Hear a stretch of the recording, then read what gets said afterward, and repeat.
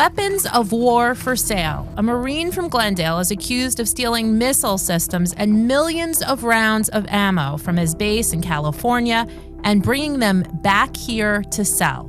Court documents obtained by our team show it went on 4 years. Taking you behind the investigation. This is the Arizona's Family Investigates podcast. I'm Amy Cutler, joined by senior investigative producer Cody Lillick. Cody, you found these federal court documents. They are very detailed. Walk us through how they finally track this guy down. So let's start with who he is. He is Corporal Andrew Paul Amarilla. He was indicted last month in March, accused of stealing a Javelin missile system and millions of rounds of ammunition. Authorities first identified stolen U.S. military ammo for sale here in Arizona. Court documents show those investigators seized them, then traced the lot numbers on the actual ammunition cans back to Camp Pendleton, where they say Amarilla signed some of them out. How was he able to do that? Court documents show he was an ammunition technician specialist. Prosecutors allege the suspect would sign out the weapons and ammunition and then work with two unnamed co-conspirators to then sell the products to two companies. Neither of those middlemen or anyone from the companies have been charged. We spoke with Carl De La Guerra, an international security consultant who has also served in the military, for perspective. I'm very surprised that a weapon system of this kind would end up in Arizona. It appears that the origin of this weapon system was utilized at Camp Pendleton, California. But for a weapon system that large and that magnitude to be here in Arizona, I'm sure it's catching a lot of people by surprise. So let's talk a little bit, before we get back to our interview with Carl, about his position. As you mentioned, he was an ammunition technician specialist, and the prosecutors describe it as responsible for U.S. military explosive and ammunition ordinances.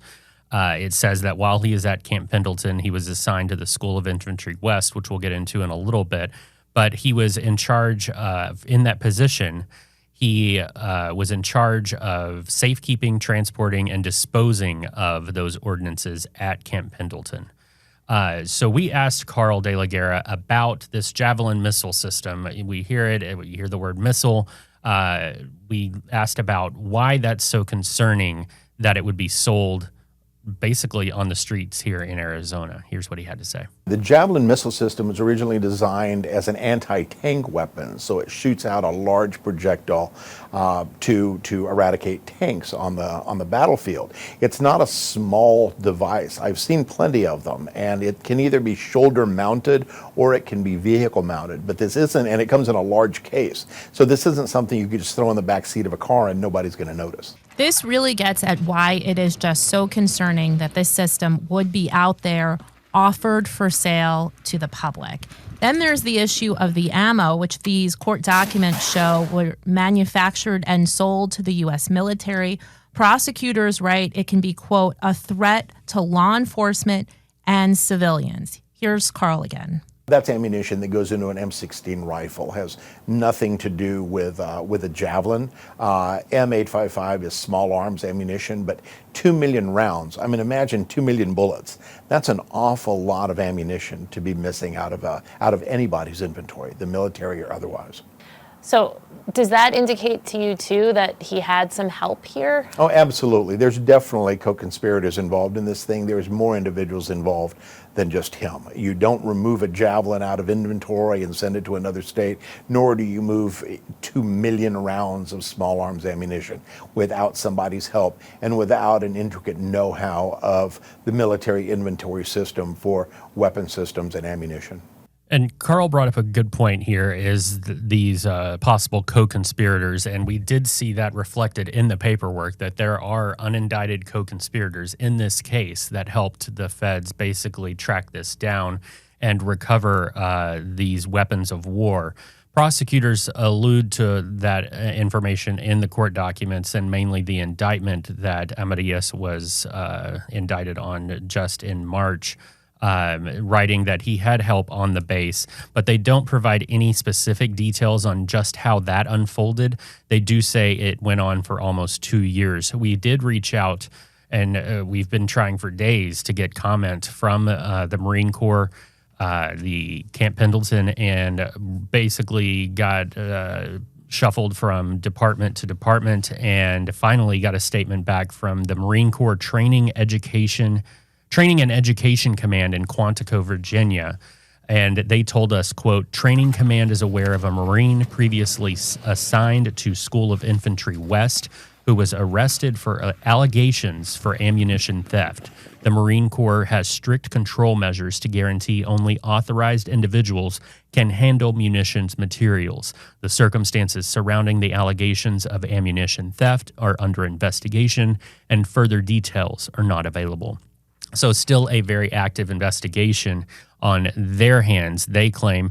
And it did mention in some of the court paperwork that the U.S. Marine Corps policies only permits the use, transport, and release of U.S. military property and ammunition for official U.S. military duties and prohibits any unauthorized use, transfer, or release of these items, which is clearly what federal agents and prosecutors believe happened here. And you had to do quite a bit of work to get that statement out of them. I mean, tell us a little about that, and if you were surprised we even got that ultimately. I was surprised. It just took a lot of persistence. The military, anytime we have a story with them, it is always a complex thing. You have bases that have multiple divisions and different, say at Luke Air Force Base, we have wings. At Camp Pendleton, they have different units there. So each division and unit typically handles their own inquiries. So, starting with Camp Pendleton and then funneling down to who is the right person that we need to be talking to. So that's probably what took the longest time. And then come to find out, this statement actually came from Quantico, Virginia, which we know that Amarilla did have some ties to because he was going to be undergoing training there. That we were finding out in the detention memo. We learned that investigators moved in and arrested him because they knew he was due for training at Quantico. And in speaking to Carl, you know that the military is taking this incredibly serious. This is a large amount of ammunition and then potentially multiple missile systems that are missing. Right, and that's the thing that we still have not gotten clarification on from the Marine Corps and Camp Pendleton is how much more is out there. We don't know that. The paperwork does lead it to believe that there is more out there, but as far as have any been sold, and who have they been sold to? We have stories here of guns getting into the wrong hands all the time. So did this ammunition get into the wrong hands? Did by some form or fashion, this Javelin missile system get into the wrong hands? That could be very dangerous. I will mention that some of these munitions are able to be privately held and owned, but they have to be demilitarized, and that essentially means that it is not operational at all. So if a person were to operate or own one of these, say a missile system, if it's an old piece of machinery, it would have to be demilitarized, which means that it cannot be operated again. So these that were seized by the federal agents, they say were not demilitarized, and so they were able to be functioning. Yeah, and Carl had touched on that, saying, you go to gun shows and you can see some of these missile systems for sale, but when you take a closer look, you realize that they're not functional. So if you were to go to a gun show and see one that appeared to be functional, he said it's worth doing your homework, looking into the serial numbers and doing some research because you want to make sure what you're buying is allowed to be owned by the public. Yeah, and that's kind of what tipped investigators off at first, is because some agents, they routinely go undercover at gun shows just to make sure that buys are happening to the right individuals. There aren't any straw purchases happening, which means I'm going to buy it for you, but I'm going to make the purchase, but I'm going to give it to you, or I'm going to give it to my friend who may have a criminal background so that my history gets run and not the friend with the criminal history. So to make sure that those sales aren't happening, they typically go to these gun shows and do these, routine patrols just to make sure that sales are legit. And, there's a difference between having these items for sale and even, if you have army surplus or, military surplus collectors out there, there's a difference between a box of ammo that, is decades old, and then what we saw here, which was, brand new and just years old and had been linked to being used and assigned to Camp Pendleton.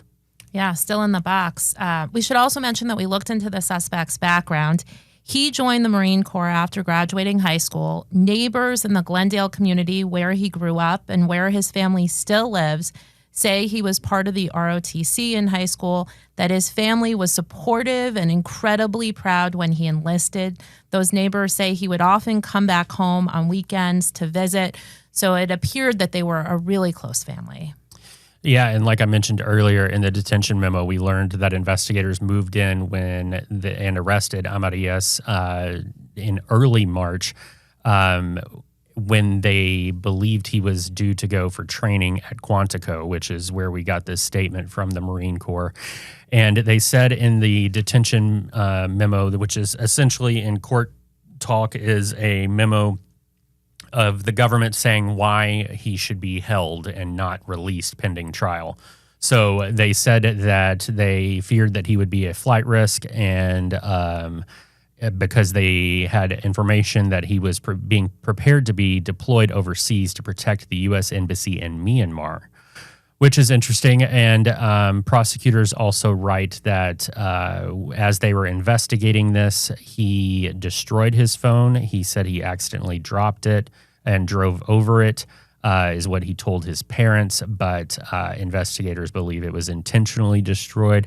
And also there was a fear in, if he were to be released pending further court proceedings, that he would be back to the scene of the alleged crime, that being Camp Pendleton, where these munitions were stolen, and would have access to possibly, in their words, destroy evidence or, have access to potential witnesses in a case. If this were to go to trial, you would have potential witnesses from Camp Pendleton, and so he would have access to those people, and they didn't want that at all.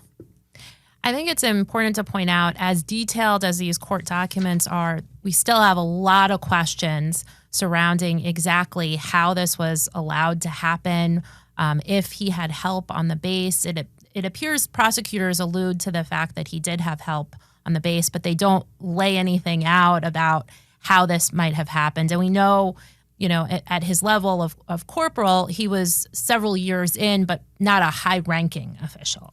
Right, and that's going to be something that investigators look into, and we don't really have any indication on who these so-called unindicted co-conspirators are, but that's one thing that you're definitely, as an investigator in this case, and with the Marine Corps' own investigators, will definitely want to look in to see, because with a ammunition and munitions and a Javelin missile system, you expect, it said that he signed it out. Well, is this a one sign out system? That seems a little hard to believe that it would be. What are the checks and balances to see, okay, all of these items are checked out. Have they been turned back in? Is there a supervisor that's looking at those kind of things to make sure that this doesn't happen again?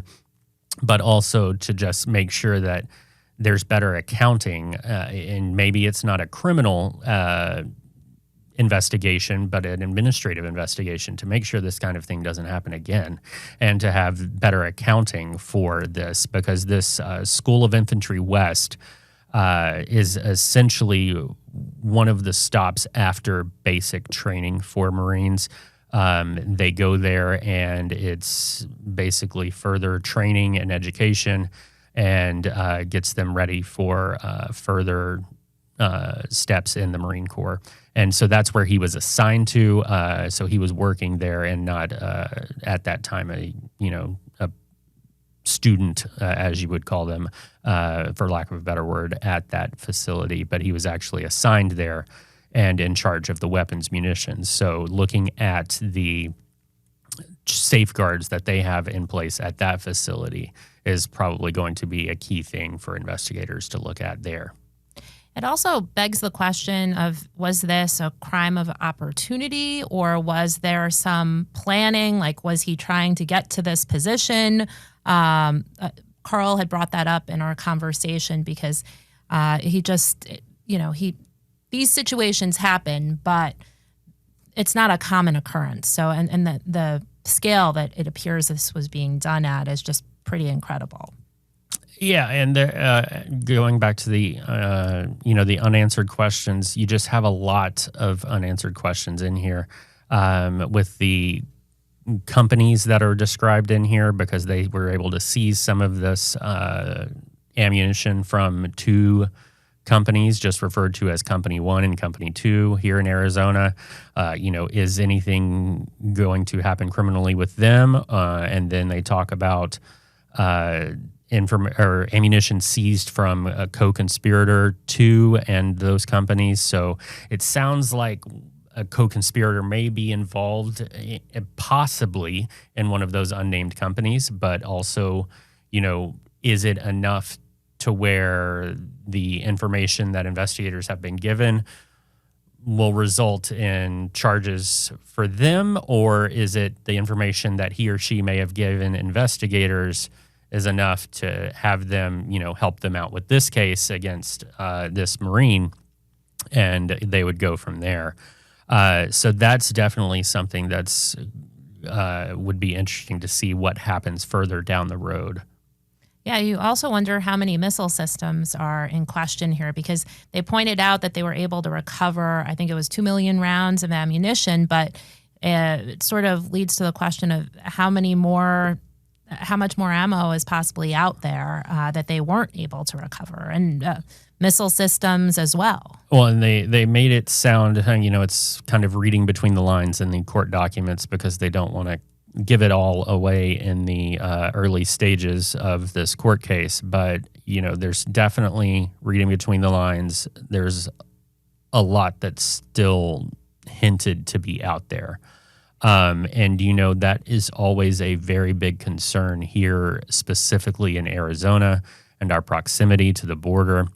You don't want ammunition and firearms, and really don't want missile systems to end up in the wrong hands on this side of the border or on the other side of the border. Because, we've done a lot of stories recently of the funneling.